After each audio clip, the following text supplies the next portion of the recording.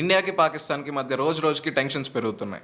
రీసెంట్గా పాకిస్తాన్ అమృత్సర్లో ఉన్న golden temple పైకి ఒక మిసైల్ వదిలింది. ఎటువంటి డ్యామేజ్ కాకుండా ఇండియాలోని అడ్వాన్స్డ్ ఎయిర్ డిఫెన్స్ సిస్టమ్ దాన్ని సక్సెస్ఫుల్గా ఇంటర్సెప్ట్ చేసింది. ఆ మిసైల్ ఇంటర్సెప్ట్ చేస్తూనే దానికి ఎటువంటి డ్యామేజ్ కాకుండా కంప్లీట్ ఇంటాక్ట్ గా దాన్ని రికవర్ కూడా చేసింది. రికవర్ చేసాక తెలిసిందేమంటే China's most advance PL-15 missile అని. మనం రికవర్ చేసామని తెలిసాక చైనా పాకిస్తాన్ మీద చాలా కోప్పడింది. China most advanced missile capabilities ని తెలుసుకోవడానికి పాకిస్తాన్ మనకిచ్చిన గోల్డెన్ ఆపర్చునిటీ.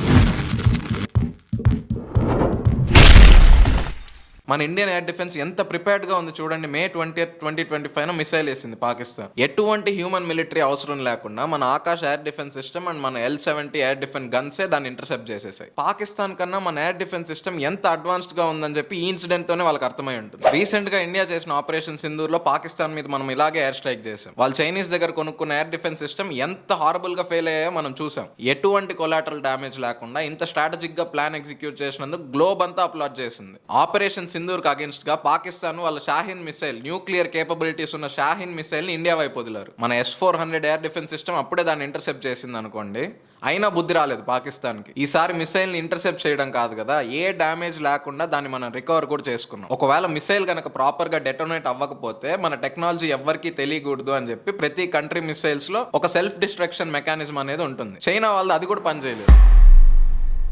ఎంతో ప్రౌడ్ గా చెప్తుంది China PL-15 is there best missile అని. ఈ మిసైల్ ని రికవర్ చేయడం వల్ల మనం చైనీస్ మిసైల్ టెక్నాలజీ గురించి ఎంతో తెలుసుకోవచ్చు. ఈ మిసైల్ కేపబిలిటీస్ ఏంటో తెలుసుకొని దీనికి యాంటీ మెజర్స్ కూడా మనం ప్లాన్ చేసుకోవచ్చు. వరల్డ్ మొత్తంలో ఈ PL-15 మిసైల్ మీద ఎంత ఇంట్రెస్ట్ ఉందంటే 5 ఐస్ అలయన్స్ అని చెప్పి ఫ్రాన్స్, జపాన్ ఇంకా వేరే 3 కంట్రీలు ఉంటాయి ఈ గ్రూప్ లో. మాకు ఒక్కసారి ఈ మిసైల్ చూపించండి, మేము దీన్ని స్టడీ చేయాలనుకుంటున్నాం అని చెప్పి రిక్వెస్ట్ చేస్తున్నారు. మనం ఇలా వరల్డ్ తో కొలాబ్ అయినా కూడా మనకి గ్లోబల్ పార్ట్నర్షిప్ పెరుగుతుంది, గ్లోబల్ స్ట్రెంగ్త్ పెరుగుతుంది.